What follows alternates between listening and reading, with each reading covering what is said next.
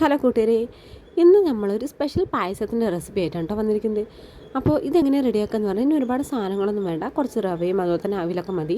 വളരെ പെട്ടെന്ന് തന്നെ ഈസി ആയിട്ട് നമുക്ക് റെഡിയാക്കാൻ പറ്റും, എല്ലാവർക്കും ഇഷ്ടപ്പെടുകയും ചെയ്യും. അപ്പോൾ നമുക്കിതെങ്ങനെ റെഡിയാക്കാൻ നോക്കാം. ആദ്യം നമ്മൾ എല്ലാ പായസത്തിലും ചെയ്യണ പോലെ നമ്മുടെ അണ്ടിപ്പരിപ്പും മുന്തിരിയൊക്കെ നെയ്യിലൊന്ന് ചെറുതായിട്ട് വറുത്ത് കോരി മാറ്റിയിട്ടുണ്ട്. പിന്നെ നമുക്ക് ആവശ്യം റവയാണ്. അതേ നെയ്യിൽ തന്നെ നമ്മൾ റവയിട്ട് നന്നായിട്ടൊന്ന് ഏകദേശം ഒന്ന് വറുത്ത് കൊടുക്കുക. ബ്രൗൺ കളർ ആകുന്നത് വരെ ഒന്നും വെക്കേണ്ട കാര്യമില്ല, ചെറുതായിട്ടൊന്ന് ചൂടാക്കിയാൽ മതിയാവും കേട്ടോ. അപ്പോൾ നല്ല രീതിക്ക് മിക്സ് ചെയ്ത് നന്നായിട്ടൊന്ന് ഇളക്കി കൊടുത്തോണ്ടേ ഇരിക്കുക. പിന്നെ നമുക്കിതിൽ ചേർത്ത് കൊടുക്കേണ്ടത് അവിലാണ്. അപ്പോൾ അവിലും കൂടി ചേർത്തിട്ട് നന്നായിട്ടൊന്ന് ചൂടാക്കി എടുക്കണം. ഏകദേശം അവിൽ നമ്മുടെ കയ്യിൽ പിടിക്കുമ്പോൾ ഇങ്ങനെ പൊട്ടില്ലേ, ആ ഒരു ലെവലാകുമ്പോൾ അത്രയും ചൂടായാൽ മതി. അവിലല്ലേ, അപ്പോൾ ഒരുപാടൊന്നും ചൂടാക്കേണ്ട കാര്യമില്ല. സത്യം പറഞ്ഞു കഴിഞ്ഞാൽ ഞാൻ റവയും കൊണ്ടൊരു റവ പായസം ഉണ്ടാക്കാനായിരുന്നു ഉദ്ദേശിച്ചത്.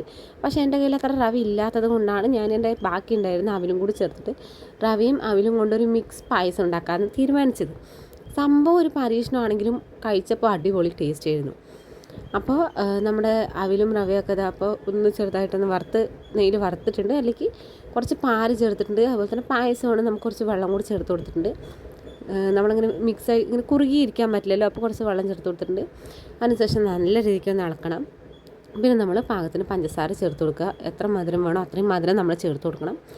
അപ്പോൾ ആവശ്യത്തിനുള്ള മധുരമൊക്കെ ചേർത്ത് കഴിഞ്ഞ് കഴിഞ്ഞാൽ നമ്മൾ ഇതിൽ ചേർത്ത് കൊടുക്കേണ്ടത് കുറച്ച് നെയ്യ്.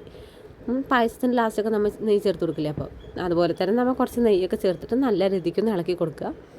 അത് കഴിഞ്ഞ് നമ്മളിതിൽ ചേർത്ത് കൊടുക്കേണ്ടതാണ് അണ്ടിപ്പരിപ്പ് മുന്തിരി, വറുത്ത് വെച്ച അണ്ടിപ്പരിപ്പ് മുന്തിരിയും കൂടി ചേർത്ത് കൊടുത്തു കഴിഞ്ഞാൽ നമ്മുടെ പായസം റെഡി.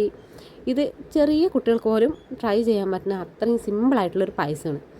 അപ്പോൾ ആരും ഇതുപോലെ ഇങ്ങനെ ട്രൈ ചെയ്ത് റവ പായസം ഉണ്ടാക്കിയിട്ടുണ്ടാവും, അവിൽ പായസം ഉണ്ടാക്കിയിട്ടുണ്ടാവും. റവയും അവലും ചേർത്തിട്ടൊന്ന് ട്രൈ ചെയ്ത് നോക്കിക്കോളും, അടിപൊളിയാണ് സംഭവം. എൻ്റെ വീട്ടിൽ എല്ലാവർക്കും ഇഷ്ടപ്പെട്ടു. കാര്യം പരീക്ഷണമായിരുന്നു, പക്ഷേ എനിക്കറിയില്ല ഇത്രയും ടേസ്റ്റ് ആയിട്ട് വരും എന്നുള്ളത്. അപ്പോൾ എല്ലാവരും ഇതുപോലെ ഒന്ന് ട്രൈ ചെയ്ത് നോക്കുക. കാണാൻ നല്ല സന്തോഷമുണ്ടല്ലേ, അതുപോലെ തന്നെ കഴിക്കാനും അടിപൊളി ടേസ്റ്റാണ്. ഫസ്റ്റ് ടൈം ആയതുകൊണ്ട് തന്നെ എനിക്ക് ഒരുപാട് ഇഷ്ടപ്പെട്ടിട്ടുണ്ടായിരുന്നു. അപ്പോൾ എല്ലാവരും ഒന്ന് ട്രൈ ചെയ്ത് നോക്കുക കേട്ടോ, തീർച്ചയായിട്ടും ഇഷ്ടപ്പെടും. കട്ടിക്ക് വേണ്ടവർക്ക് കട്ടയായിട്ട് കൊടുക്കുക, അല്ലാണ്ട് ചെറുതായിട്ട് ലൂസായിട്ടാണെങ്കിൽ അങ്ങനെ എടുക്കുക.